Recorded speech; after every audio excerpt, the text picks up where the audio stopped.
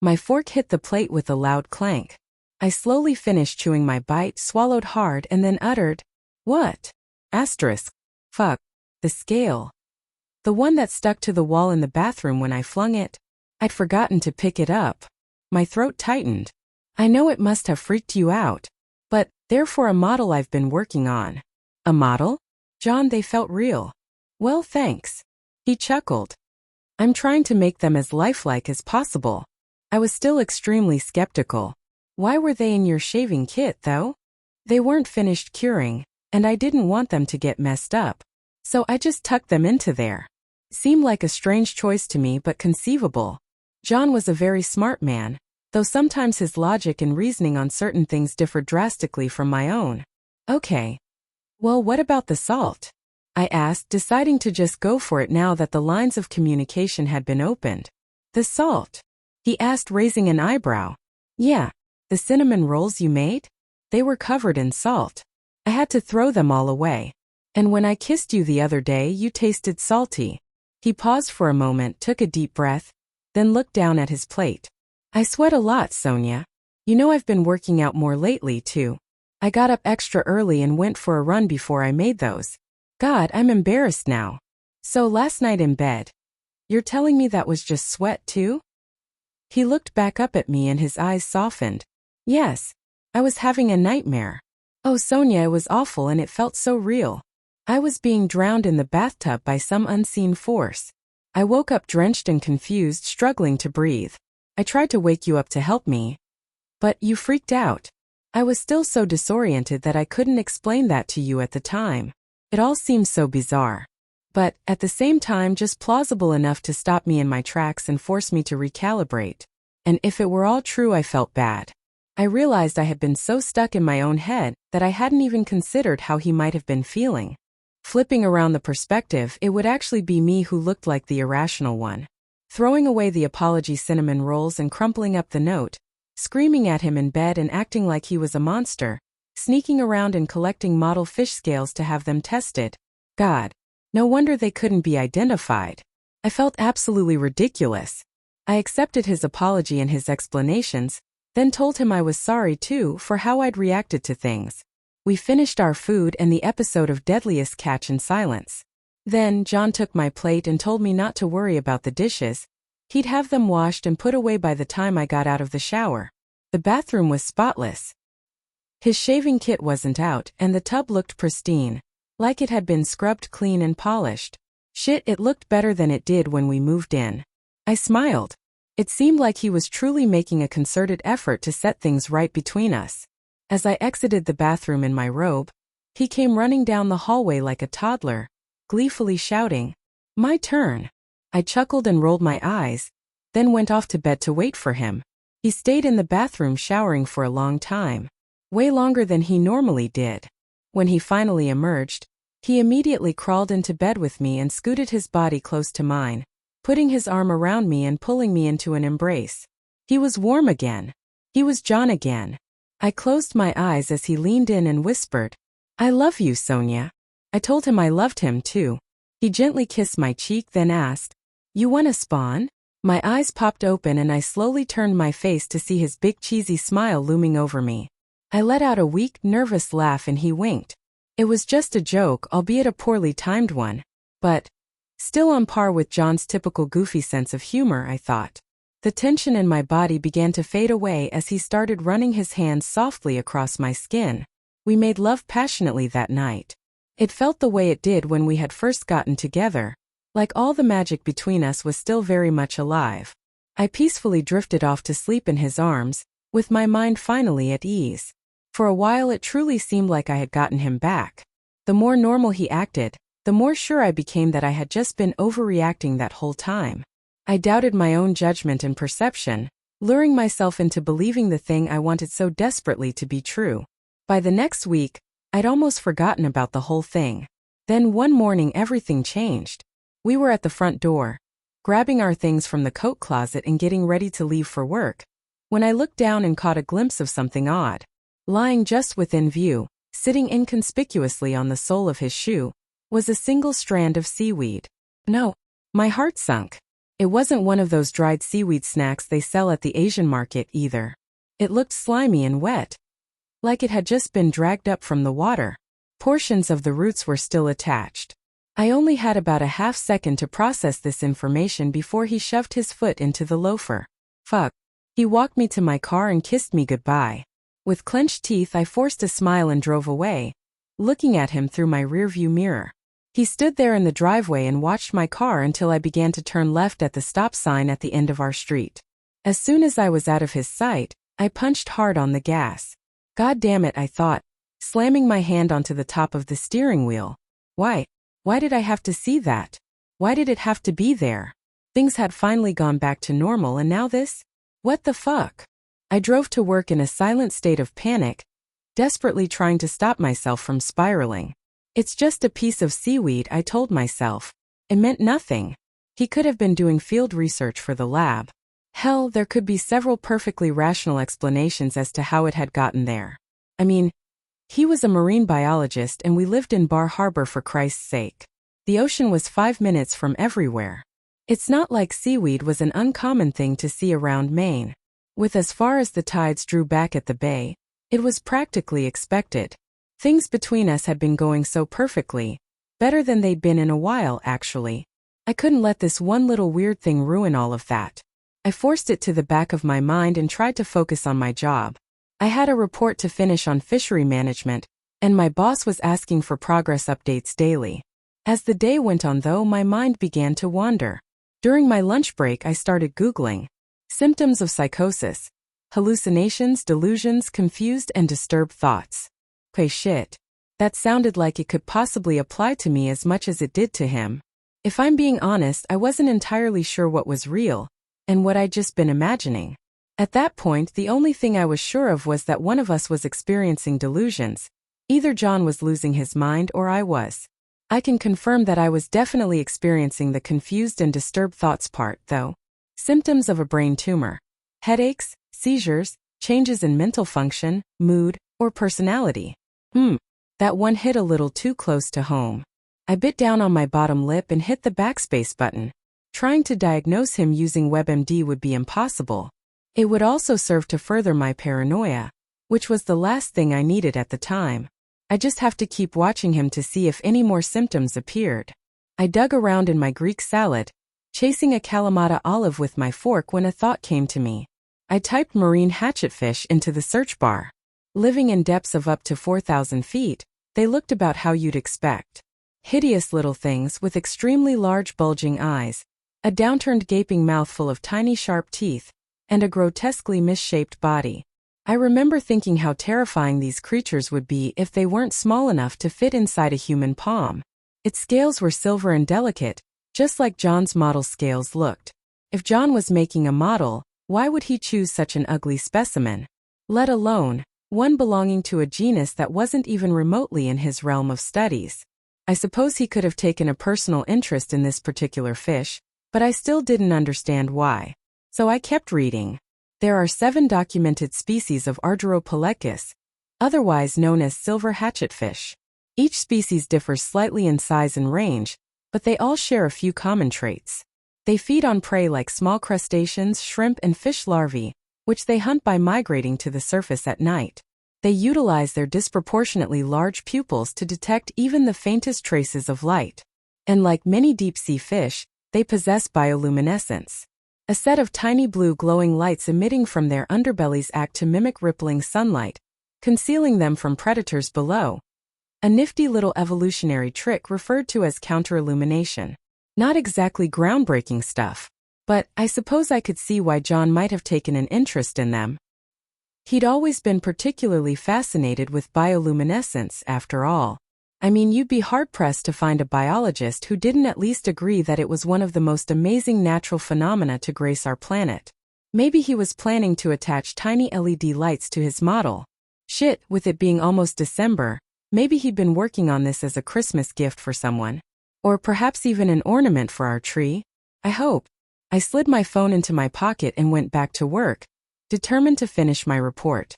At the very least, I needed to complete the first draft of it. I couldn't afford to let myself go overboard with all of these obsessive thoughts about what was going on in John's mind. I had my own career to focus on. My own damn life to live too, you know? I was able to power through the conclusion of my report by the end of that afternoon.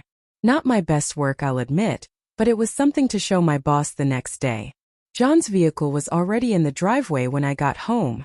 I noticed that the gate to the backyard was open, and the hose was trailing around the corner of the house from the front spigot, but I didn't think much of it at that moment.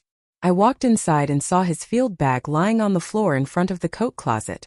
None of the lights had been turned on and the TV was off. "John," called out. No answer. I set my bag down on the floor next to his and made my way to the kitchen. His keys and pocket change were sitting atop the island, but other than that, the room was exactly as we'd left it that morning. I thought back to the hose. Maybe he's gardening out in the backyard? Wait. In mid-November? No, Sonia. Get it together. My persistent urge to explain away odd behaviors in order to maintain the status quo had begun to seriously damage my inductive reasoning skills. My search for him had to be put on pause, however, at the request of my bladder. I shuffled to the bathroom, flipped on the light, and hurried to the toilet to relieve myself. I flushed, washed my hands, then shut off the faucet. When I did, I could hear a drip coming from the bathtub. But it wasn't the plop sound that water makes when it hits a dry surface. It was the plunk, plunk, plunk you hear when it's dripping into more water below. My blood ran cold and my hand began to tremble as I reached out toward the shower curtain. I inhaled a deep breath in through the nose, out through the mouth, then ripped the curtain back. There was John. He was just lying there, fully submerged and motionless, with his eyes closed and his arms folded across his chest. Large chunks of ice floated in the water surrounding his body. My heart stopped. I fell to my knees, screamed his name, and threw my arms out to grab him from the water. Then, his eyes popped open. His pupils were heavily dilated, covering almost the entire diameter of his iris, and he was looking at me so intensely it felt like his gaze pierced directly into the depths of my soul. I fell backward and started scrambling to secure a foothold on the fuzzy mat beneath me. As I tried desperately to stand back up, John's body began to rise from the water. The corners of his mouth began to slowly recede into a smile before he uttered, "Hey Sonia, did I scare you?" I blinked a few times, completely dumbfounded by the audacity of this question. Then the visceral reaction I'd internalized suddenly bubbled over and erupted to the surface. "John!" I shrieked and my voice began to break. "I thought you were fucking dead." He laughed. "Oh wow, Sonia. That's dramatic. I'm just doing a cold plunge." I rose to my feet, still in shock and trying to choke back the tears that had begun to flood my eyes. "What?" He stepped out of the tub and began toweling himself off. "Yeah, Howard from work told me it would help me go harder on my workouts. It actually feels great. You should try it," he said. Fully clothed. I yelled. "Well, yeah, Sonia.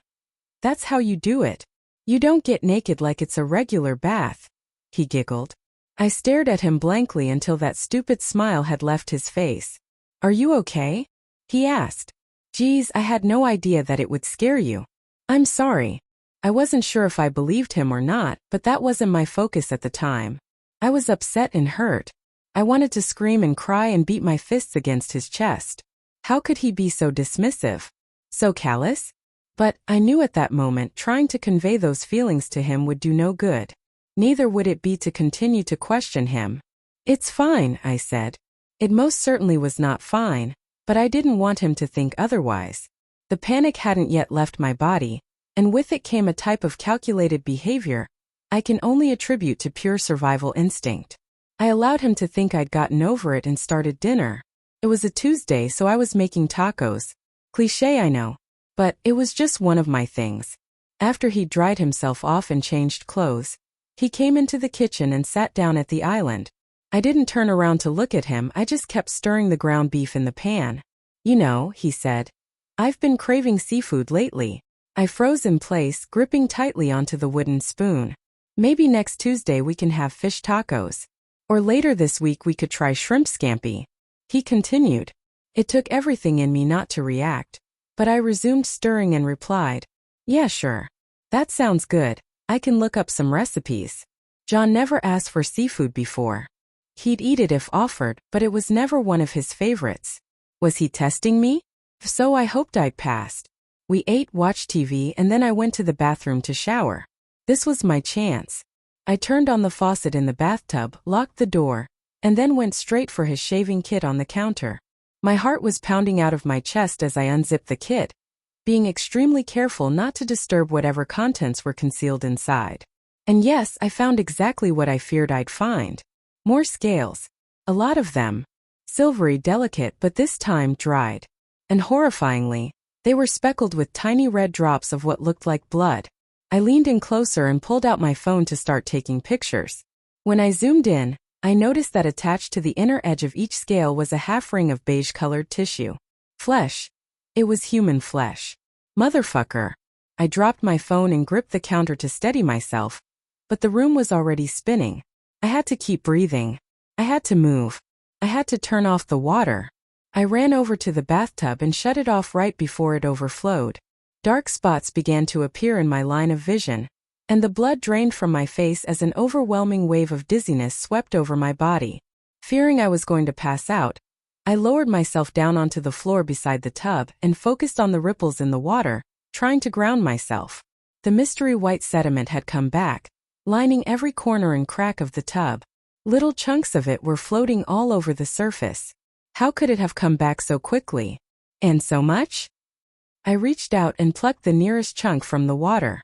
It was soft and started to crumble at the edges. Then, without thinking, I lifted it to my mouth and tasted it. Salt. My world felt as if it were closing in on me. It didn't matter how many times my mind repeated the word no. The facts remained. I couldn't wish this away.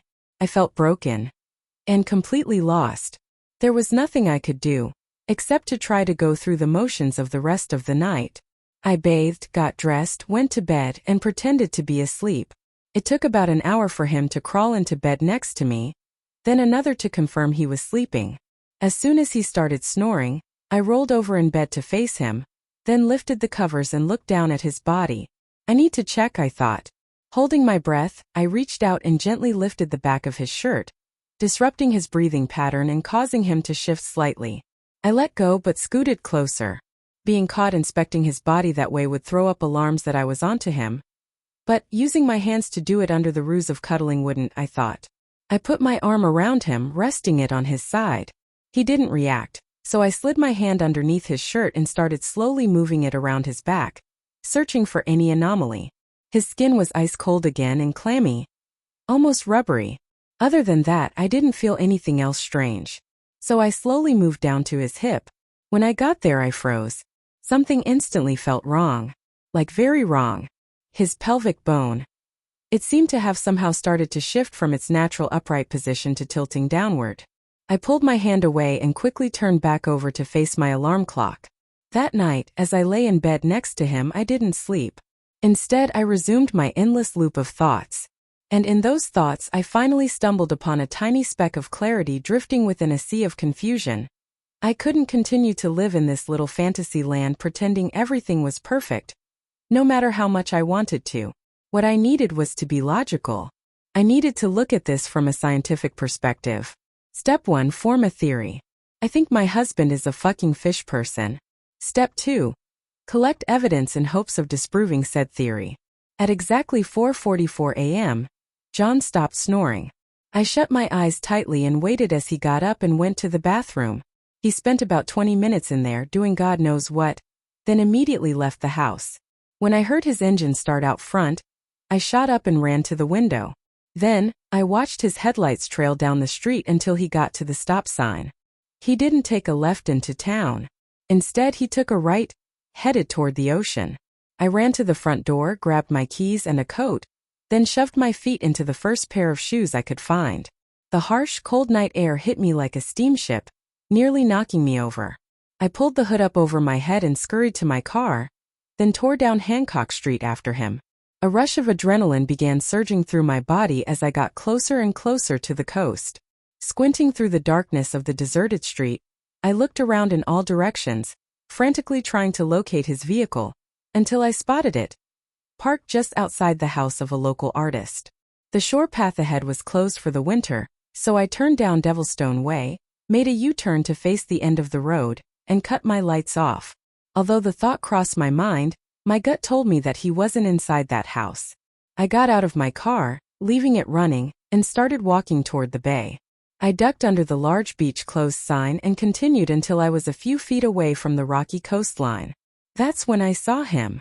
The dark silhouette of my husband, standing still at the water's edge, staring directly out into the abyss and completely nude. My heart began thrashing against my chest like a fish caught in a net. I lowered myself behind a large rock and watched on in horror through the fog as he slowly began walking straight into the fucking ocean. I stood there, paralyzed with terror, as his head sunk below the surface. Only a few seconds passed before he breached, biting down hard on a lobster that was squirming within the confines of his jaws. Holy fuck. My mind was unable to process what I was truly witnessing. Instinct took over and my hand shot up, covering my mouth to stifle my scream. I turned around and ran full speed back to my car. I didn't look behind me, I was too afraid. I just kept running and praying to God that he hadn't seen me. I threw the car in drive and booked it home, knowing he would be making his way back there any minute now that he'd had his breakfast. I gagged, but I didn't have the time to be squeamish. The clock was ticking. I had to come up with a plan and fast. Shit, why couldn't I have married a nice boring accountant? When I got back inside the house, I slammed the door shut and looked down at John's field bag sitting on the floor next to the coat closet. I knew I only had seconds to spare, so I went straight for the side pocket where I knew he kept his flash drives. It was the only chance I had to maybe find out just what exactly I was dealing with here. I reached inside and dug around. Yes, my fingers met one, just as I heard the brakes of his Jeep Wrangler squeal. I grabbed the drive and hurried to the bedroom, jumping into bed and throwing the covers over myself. The front door latched closed and I struggled to slow my breathing to an even steady pace. I couldn't even begin to tell you the horrific thoughts that crossed my mind as I lay there, helpless. He never entered the bedroom though, just went through his normal morning routine, whatever that meant, then left for work. I didn't know if he'd seen me. Hell, a part of me didn't even care. Things couldn't continue this way. After what I'd just seen, it was impossible. Yet, John somehow always seemed able to quickly conjure up an excuse for every outlandish behavior he'd displayed thus far. Confronting him using only words wasn't an option. I needed irrefutable evidence. Even more than I'd already collected. I called my boss, telling him I was sick, and that I wouldn't be able to make it into work. He'd just have to wait one more day for that report. I had bigger fish to fry. I grabbed the laptop from my field bag and sat down at the island, booting it up and inserting the flash drive with shaking hands. I hesitated for a moment before opening the file. Did I really want to know the truth? Was I truly ready to open up this can of worms?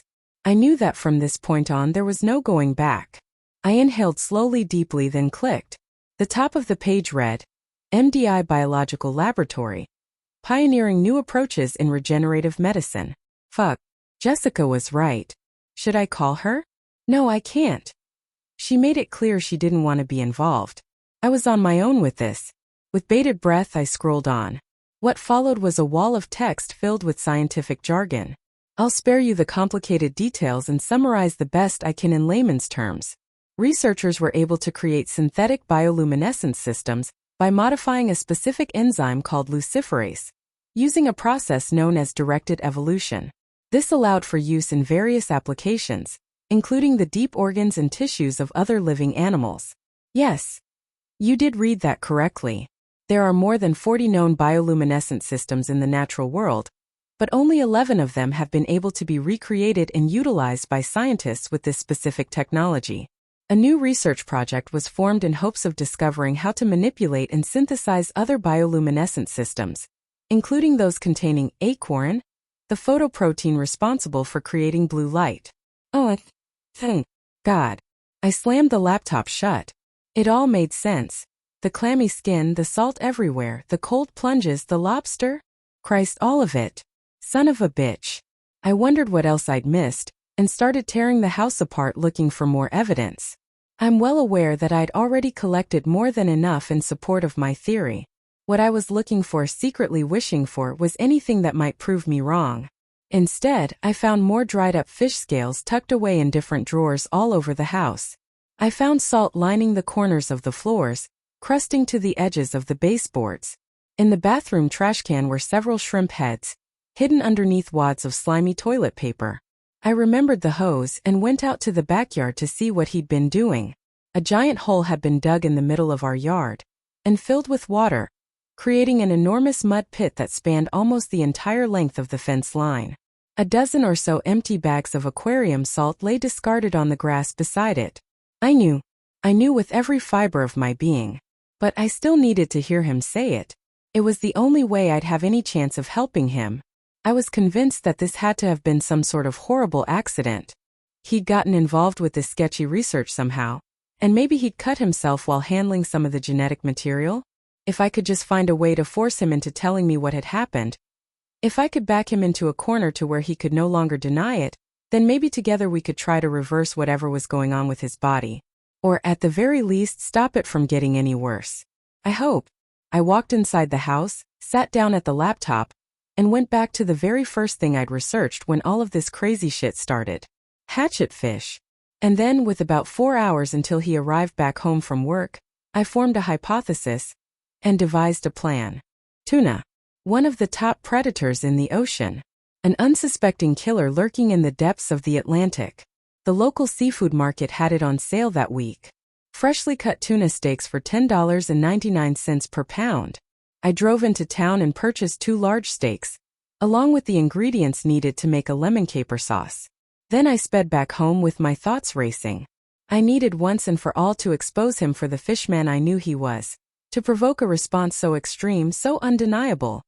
It would be impossible for him to hide or explain away. I looked down at my watch.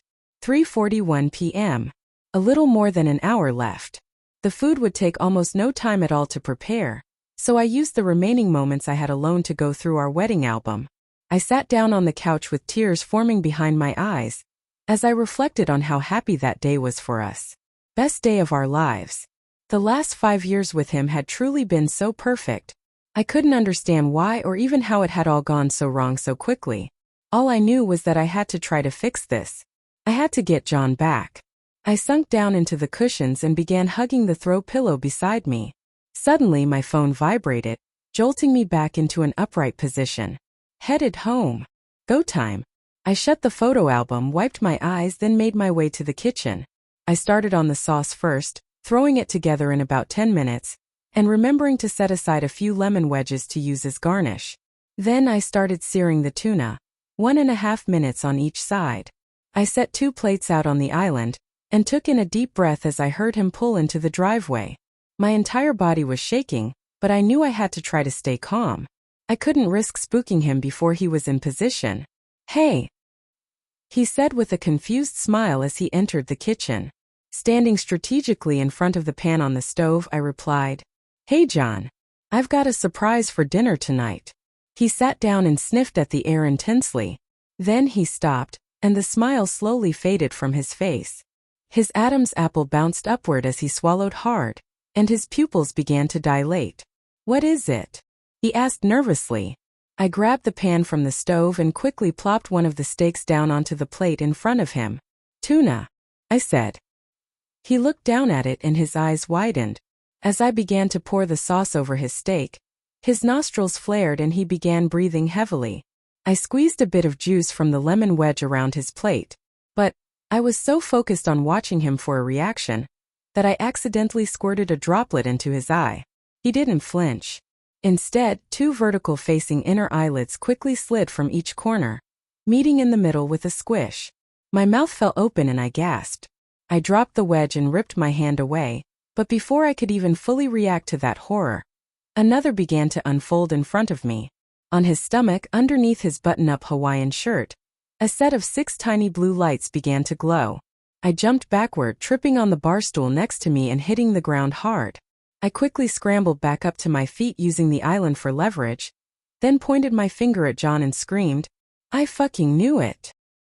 His expression remained neutral as he looked down at his glowing belly, then back up at me. I'd finally caught him. No way he was going to be able to wriggle his way off this hook. There was nothing he could say, nothing he could do. Now he'd have to admit to me what was truly going on.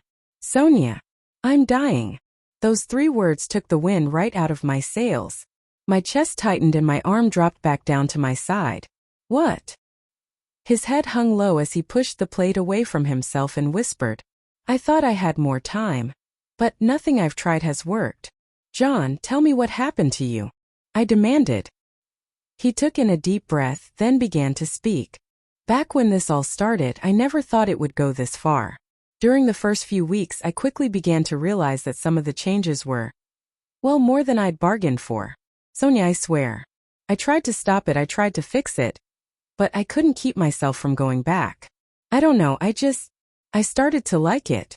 John, are you telling me you did this to yourself? On purpose? He looked up at me and a single black tear escaped from his eye, trailing down the side of his cheek. I didn't know what would happen, he said, his voice trembling with shame. Well, it stops now, I screamed. He slowly stood up from the bar stool and placed his hand on my shoulder. Looking into my eyes, he said, It's too late. John, please, we have to tell someone. We have to at least try to get you help, I begged. He shook his head, his face sullen and streaked with more black stains. I've taken too many doses. The effects are irreversible at this point. I've been trying to do everything I can to make living on land more comfortable for myself, so I could stay here with you. But it's becoming increasingly unbearable by the minute. I'm so sorry, Sonia. I wanted to tell you, I really did, but I just couldn't. Please, please forgive me. At that moment, the earth stopped spinning. All sound escaped from the room and I was left only with the deafening thud of my heartbeat flooding my ears. I couldn't think. I couldn't breathe. I couldn't cry. I just stood there, frozen and hollow, as all the pieces of this puzzle finally snapped into place, and my entire world crumbled around me. My knees buckled and I fell forward into his arms. Somehow, I allowed myself to forgive him for what he had done to himself, for committing this act of betrayal that cut so deeply. He hadn't done it to hurt me. His curiosity had gotten the better of him, that was just John. We embraced each other tightly for a few minutes, before I was able to finally work up the courage to ask him, what do we do now? The answer was simple but far from easy. In fact, it would be the hardest thing I'd ever have to do in my life, for many reasons, and I didn't know if I had the heart to bear it. This choice would be one of the most devastating decisions a person could be asked to make. And yet I agreed. I'm at the cove now, watching the dark waves violently crash against the rocks, letting the cold breeze sweep across my face, as the sun sets on the horizon. I'm going to end this by saying, I love my husband. I truly do. I'll try to come back here to visit him whenever I can. But I cannot watch him slowly die in our house. I can't be selfish like that. It isn't about what I want. It's about what he needs. And I know deep down in my heart the right thing to do for him is to let him go. My job was to preserve and protect coastal ecosystems. But today, instead of a report, I'll be handing in my resignation. To anyone reading this, I'm so sorry, but the truth is, I have no idea what I've just released into that water and unleashed onto the world.